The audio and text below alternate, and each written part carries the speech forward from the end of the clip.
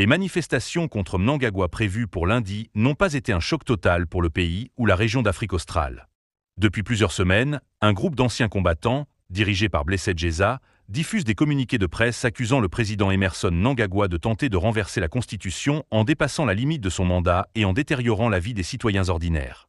Blessed Jeza se cache actuellement après qu'un mandat d'arrêt a été émis à son encontre, mais son message bénéficierait d'un large soutien. Son message est en parfaite adéquation avec les préoccupations de la population zimbabwéenne.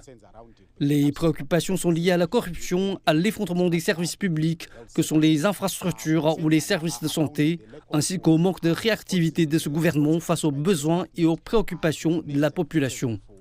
M. Mnangagwa a nié tout acte répréhensible, affirmant que le pays s'était amélioré sous sa présidence. Son gouvernement a exhorté les citoyens à ignorer les appels à descendre dans la rue et a promis de s'occuper de tous les éléments malhonnêtes. Les Zimbabwéens sont invités à ne pas se laisser abuser par les criminels qui guettent l'occasion de piller leurs entreprises sous le couvert de manifestations planifiées. Permettez-moi de répéter ce que j'ai dit jeudi dernier, à savoir que le gouvernement a un mandat constitutionnel de sauvegarder la sécurité et l'intégrité territoriale de ce pays et que les services de sécurité ne s'excuseront pas et ne reviendront pas sur l'exécution de ce mandat constitutionnel. Au Zimbabwe, les manifestations dégénèrent souvent en violence avec les manifestants accueillis de manière musclée par les services de sécurité. L'atmosphère est déjà tendue. Une forte présence policière est signalée dans les principaux centres du pays. Ici, à Harare, toutes les routes menant au centre des affaires sont bloquées et certains véhicules sont arrêtés et fouillés.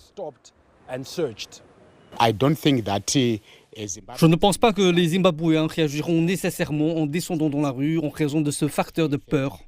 Mais la réponse que nous pourrions voir de la part des citoyens est de rester à l'écart, de fermer leurs magasins et de ne pas se déplacer, ce qui est déjà une protestation suffisante. L'appel à manifester met en lumière le débat sur la succession au sein du parti au pouvoir. Les vétérans de guerre souhaitent que l'adjoint de Mnangagwa, le général à la retraite Constantino Chiwanga, le remplace.